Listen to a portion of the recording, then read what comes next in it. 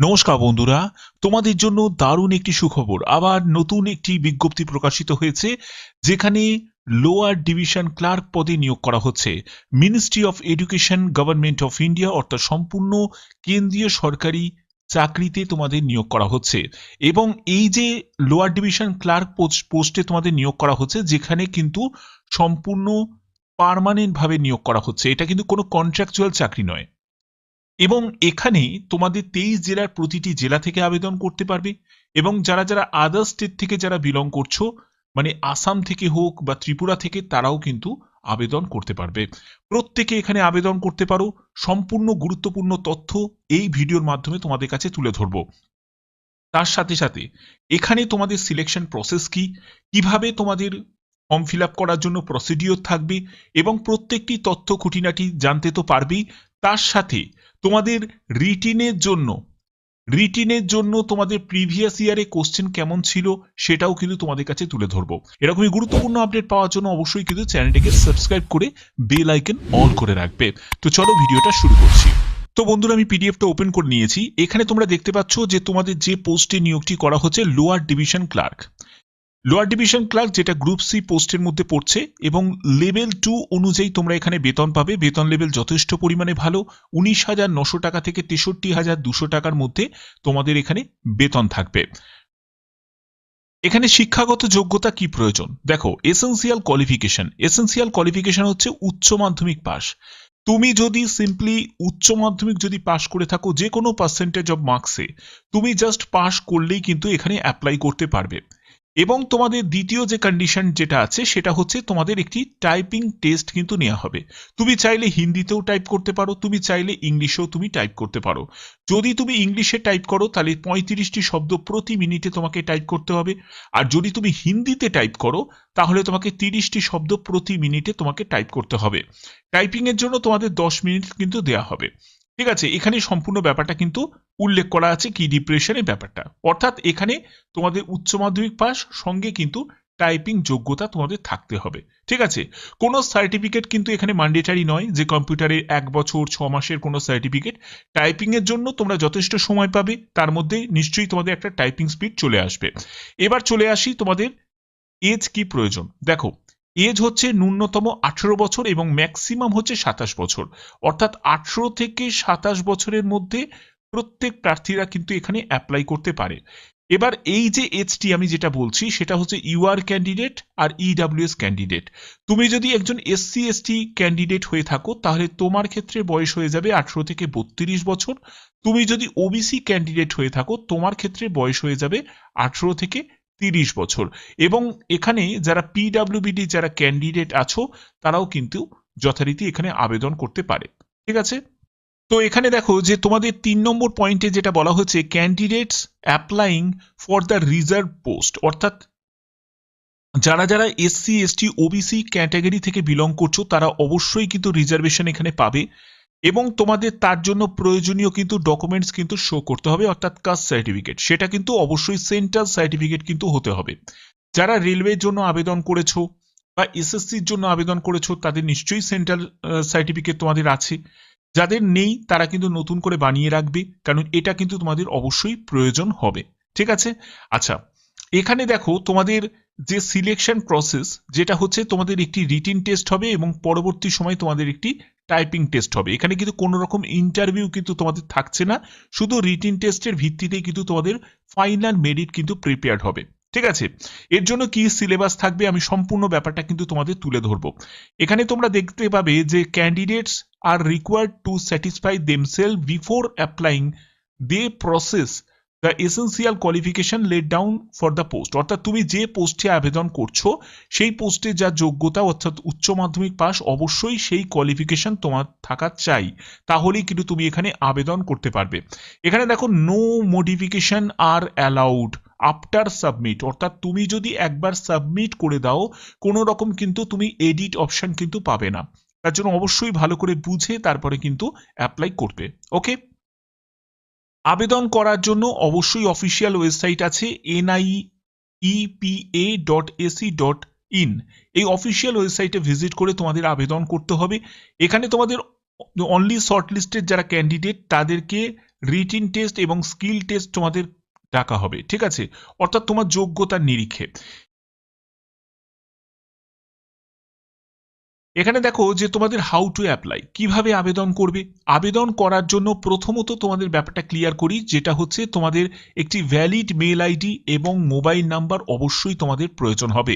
কারণ যাবতীয় যা যা প্রসেসগুলো থাকবে বা তোমাদের কবে কোন ডেটে এক্সাম হবে সেগুলো কিন্তু তুমি জানতে পারবে এই ভ্যালিড মেল আইডি এবং মোবাইল নাম্বারের মাধ্যমে, ঠিক আছে। এখানে তোমাদের বলে রাখি যে কিভাবে তোমরা আবেদন করবে, তার জন্য কি কি প্রয়োজন। Documents two kept handy before filling up online application, অর্থাৎ অনলাইন আবেদন করার আগে যে ডকুমেন্টসগুলো তোমাদের নিয়ে বসতে হবে, যেখানে হচ্ছে soft copy, your passport size photo, signature যেটা জেপিজি ফরম্যাটে লাগছে, ডেট অফ বার্থের সার্টিফিকেট লাগছে। তো যদি ডেট অফ বার্থের সার্টিফিকেট যদি না থাকে তাহলে অবশ্যই কিন্তু তোমাদের মাধ্যমিকের অ্যাডমিট কার্ড বা মাধ্যমিকের সার্টিফিকেট হলেও কিন্তু চলে যাবে, কারণ সেখানেও তোমাদের ডেট অফ বার্থ মেনশন করা থাকে। এরপরে হচ্ছে ম্যাট্রিকুলেশন সার্টিফিকেট অবশ্যই প্রয়োজন এবং তার মার্কশিটও লাগবে। তারপরে ইন্টারমিডিয়েট অর্থাৎ 12 পাশে তোমাদের মার্কশিট সার্টিফিকেট দুটোই লাগবে। তোমার যদি গ্র্যাজুয়েশন বাট কোনো যখন যোগ্যতা যদি এক্সট্রা কোনো আদার কোয়ালিফিকেশন থাকে তাহলে সেটাও কিন্তু দেবে, বাট এটা কিন্তু ম্যান্ডেটারি নয়। এক্সপিরিয়েন্স সার্টিফিকেট ম্যান্ডেটারি নয়। এনওসি যাদের গভর্নমেন্ট এমপ্লয়ি আছে তাদের জন্য, এটা তোমাদের জন্য নয়। আর যেটা লাগবে সেটা হচ্ছে কাস্ট সার্টিফিকেট লাগবে, অবশ্যই সেটা সেন্ট্রাল সার্টিফিকেট কিন্তু তোমাদের প্রয়োজন হবে। তো এই সব ডকুমেন্টস দিয়ে কিন্তু তোমাদের আবেদন করতে হবে। ওকে, এখানে দেখো যে তোমাদের এখানে আবেদন মূল্য কত টাকা লাগছে। আবেদন মূল্য হচ্ছে 1000 টাকা মতো আবেদন মূল্য লাগছে। জেনারেল ইডাব্লিউএস ওবিসি প্রার্থী যারা আছে তাদের দিতে হবে 500 টাকা আবেদন মূল্য। কারা দেবে? যারা এসসি এসটি পিডাব্লিউবিডি ক্যাটাগরি থেকে আছেও তারা কিন্তু 500 টাকা মতো আবেদন মূল্য দেবে। এখানে অবশ্যই কিন্তু ইনকমপ্লিট অ্যাপ্লিকেশন এখানে কিন্তু রিজেক্ট হয়ে যাবে, কোনো রকমভাবে কনসিডার কিন্তু করবে না। কোথাও তোমাদের প্রিন্ট আউট পাঠানোর কোনো প্রয়োজন নেই, কিন্তু প্রিন্ট আউটটা তোমাদের করে রাখতে হবে ফিউচার রেফারেন্সের জন্য। যখন তুমি ডিভি বা তুমি ডিভিতে যখন যাবে ডকুমেন্ট ভেরিফিকেশন তো নিশ্চয়ই হবে।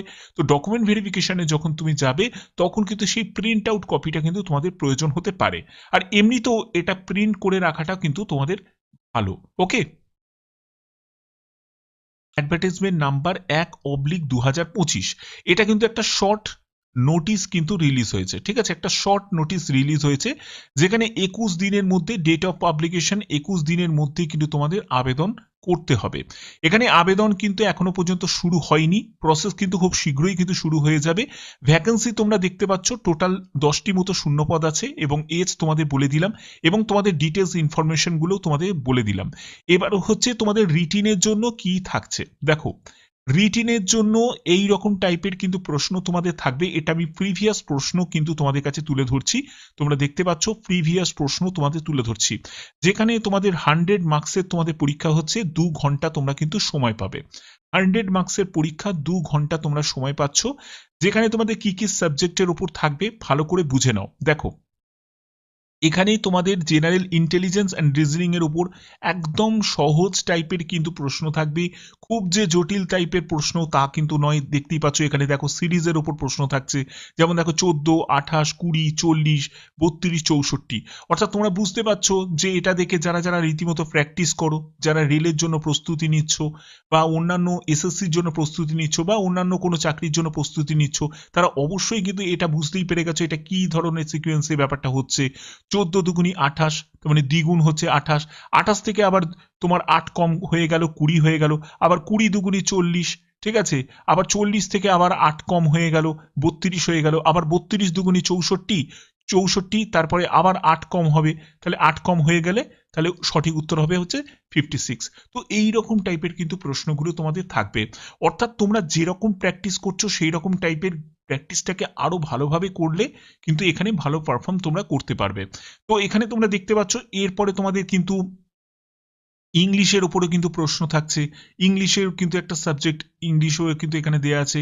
তারপরে দেখো তোমাদের কিন্তু এখানে দেখো রিজনিংও আছে, ইংলিশও আছে।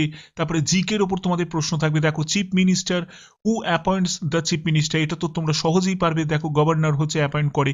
তারপরে India highest award in cinema, দাদা সাহেব ফালকে অ্যাওয়ার্ড, এইরকম টাইপের তোমাদের কিন্তু প্রশ্ন কিন্তু তোমাদের থাকবে।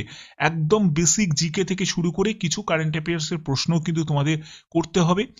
এবং তোমাদের ইংলিশের ওপরও কিন্তু কিছু প্রশ্ন থাকবে, দেখতেই পাচ্ছ ইংলিশের ওপরও তোমাদের থাকবে এবং ম্যাথের ওপর থাকবে। অর্থাৎ পরিষ্কার করে বলতে গেলে এখানে কিন্তু তোমাদের যেটা থাকছে সেটা হচ্ছে জিআই থাকবে, ঠিক আছে, জিআই থাকবে, তারপরে জিকে থাকবে বা জেনারেল অ্যাওয়ারনেস, তারপরে তোমাদের ইংলিশ থাকছে, আর হচ্ছে তোমাদের ম্যাথ থাকছে, ম্যাথ থাকছে। অর্থাৎ এই 4টে সাবজেক্টের ওপরই কিন্তু তোমাদের প্রশ্ন হবে, ঠিক আছে। তো এগুলো কিন্তু তোমাদের অবশ্যই এখানে উল্লেখ করা আছে এবং দেখো তোমাদের কিন্তু 100 কোশ্চেন্স কিন্তু তোমাদের থাকছে। দেখো এখানে 100 কোশ্চেন্সই কিন্তু আছে, 100 কোশ্চেন্স আছে, কিন্তু সময় যেটা পাচ্ছ এখানে দেখো সময়ের ব্যাপারটা কিন্তু এখানে উল্লেখ করা আছে, 2 ঘন্টা কিন্তু তোমরা সময় পাচ্ছ। 2 ঘন্টাই তো দেখলাম, 2 ঘন্টা তোমরা সময় পাচ্ছ। এখানে প্রথম উপরের দিকেই আছে 2 ঘন্টা তোমরা সময় পাচ্ছ, 2 ঘন্টা, এই যে 2 আওয়ার্স তোমরা সময় পাচ্ছ। অর্থাৎ সময় কিন্তু অনেক বেশি, ঠিক আছে। কোশ্চেনের মানে মান হচ্ছে 100 আর সময় কিন্তু ভালোই দিচ্ছে, 2 ঘন্টা সময় দিচ্ছে। তো আশা করি এই ভিডিওটার মাধ্যমে তোমাদের সম্পূর্ণ তথ্য তোমাদের কাছে তুলে ধরলাম।